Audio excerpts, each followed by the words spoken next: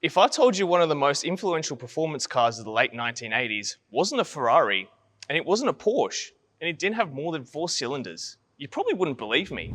But the Honda CRX, a tiny, lightweight front-wheel drive hatchback, not only changed Honda's image, but also changed the perspective of what small, affordable cars can be capable of. And today we have the absolute pleasure of getting up close and personal with Hugo's 1991 Honda CRX SI. And we're going to go into the story of the CRX, how it came to be, why it's so cool, and why decades later, people are still wanting Honda to bring it back.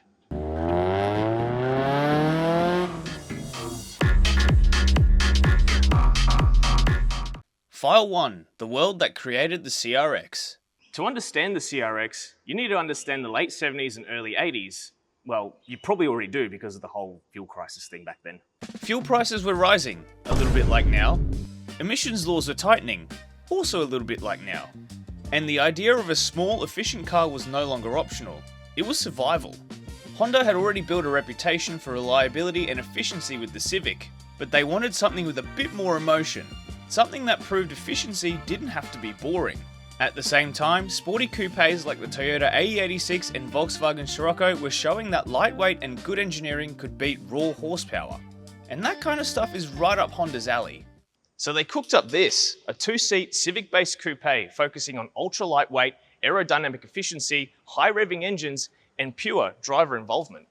That car would be called the CRX, short for Civic Renaissance Experimental. Similar thing with the X on the 180SX. And yes, Honda really meant experimental. File 2, the first generation CRX. 1983 saw the first generation of the CRX. It was tiny, it was light, and people thought it was rad. Some versions even weighed under 900 kilos. In fact, the CRX HF model was so efficient it achieved fuel economy figures that modern hybrids still struggle to match. But the first gen wasn't perfect. The styling was angular and boxy. The interior was basic. And while it was fun, it hadn't yet reached its status of being really cool. Honda knew exactly what to do next, and that was make it faster, make it sharper, and make it unforgettable.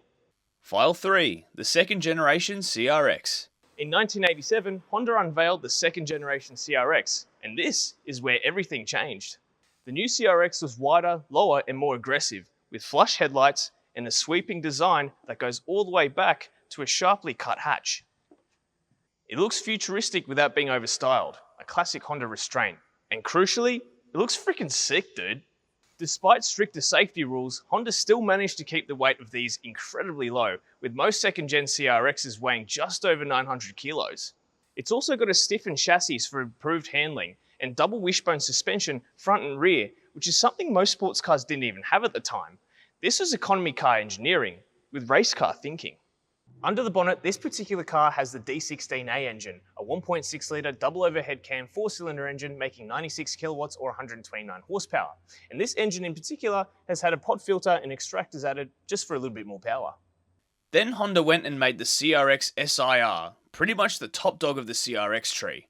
These came with the fully hectic B16A engine, a 1.6-litre double overhead cam 4-cylinder engine with, you guessed it, VTEC.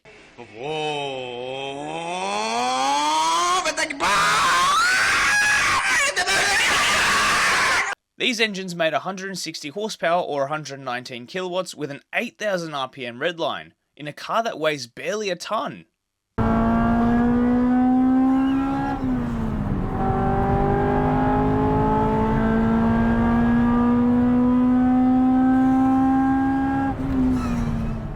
File 4, the CRX's impact in Australia's sex spec scene.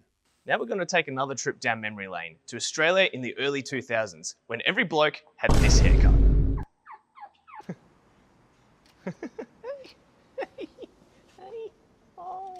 The CRX didn't just live through track days of motorsport, it also found a second life in Australia's early 2000s sex spec scene. This was the era of candy and pearl paint, shaved engine bays, polished intake piping, neon underglow, and interiors trimmed to within an inch of their lives. And the CRX was perfect for it. Its compact size, sharp lines, and massive aftermarket meant owners could go all in on style while keeping the car light and performance focused. You'd see CRXs with wild body kits, chromed or colour-matched suspension arms, custom audio installs, and engine bays so clean you could eat off them. And these weren't just show cars either.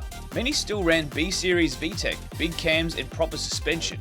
You could see the same CRX at Auto Salon on Saturday, then doing pools or track days on Sunday. At a time when the Australian car scene was dominated by V8s and Turbo 6s, the Honda CRX stood out as proof that Japanese imports, and Hondas in particular, were just as cool and just as respected. Which leads me to this particular car right here. Ain't that right, boy? This car next to me is living proof of a bygone era that took the Australian car scene by storm. And this car in particular was actually featured in a Hot Fours magazine back in the day when Michael Zack owned it. And here's the feature of it right here.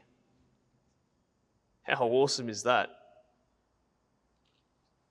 Hot Fours, man. So cool.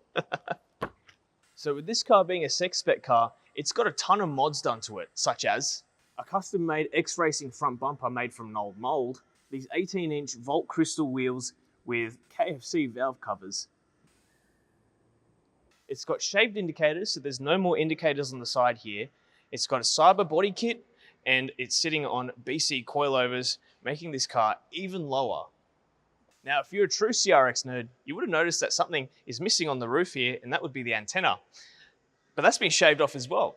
And as we continue along the back of the car, you'd also notice that there's been a full wiper delete and an X-Racing wing, which was made 25 years ago, but hadn't been used until now when it was put on this car. So basically brand new still. Even the boots had a fair bit of work done to it.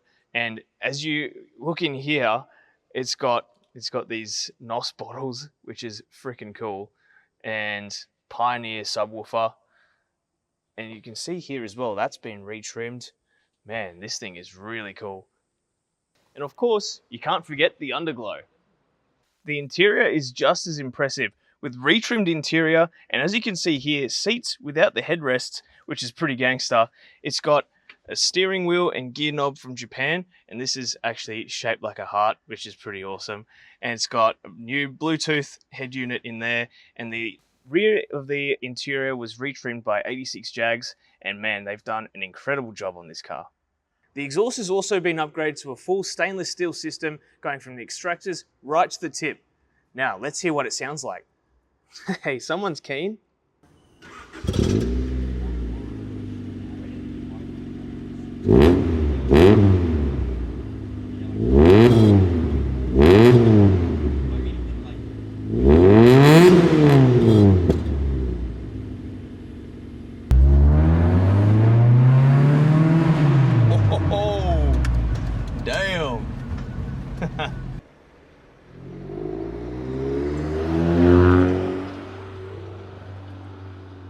Rico's like, why is there someone in my seat?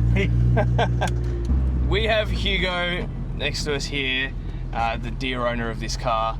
And, well, thank you for taking us for a ride. All good, mate, all good. This thing is so cool. And we got Rico here and wondering why I'm in his seat. Yeah, he already looks tired. Big day of shooting. Man, these seats though, they're definitely just for show because they're not very comfy. But man, the whole interior is just, it gives off that old school Honda vibe. I love it, man. It's really cool in here.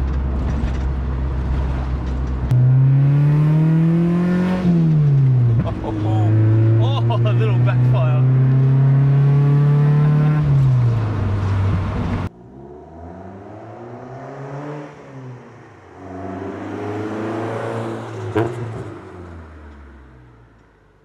Like, this thing is so light, it just feels fast.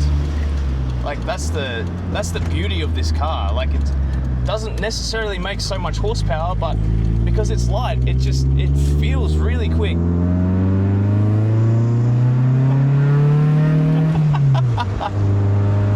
That is awesome. Wow.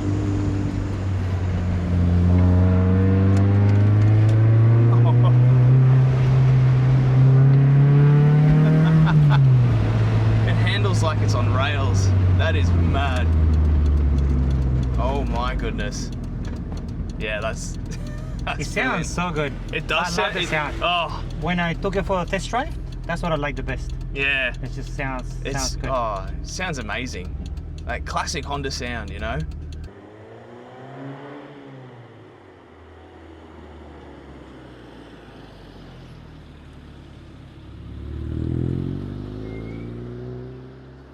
And this car has a red line of just over 7,000 RPM. Yeah. So it screams. It screams.